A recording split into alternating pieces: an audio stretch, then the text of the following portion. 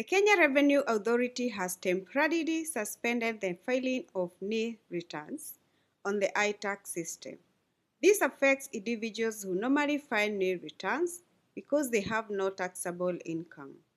According to KRA, the suspension of NIL returns will remain in place until the end of March as part of the ongoing data verification exercise. The NIL return option is expected to be restored after March, once the review is completed. This suspension is part of a compliance review. KRA is matching taxpayer PINs against withholding tax records, employment and business income data, ITIMs and other transaction systems.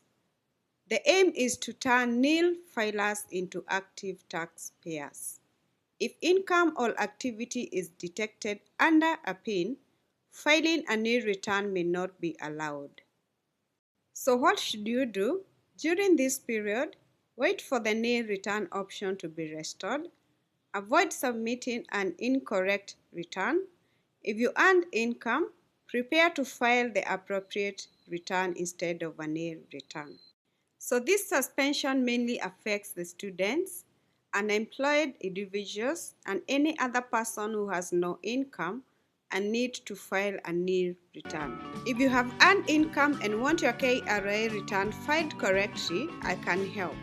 My WhatsApp number is in the description below for professional tax filing services. For clear and reliable updates on KRA and tax compliance in Kenya, subscribe to this channel.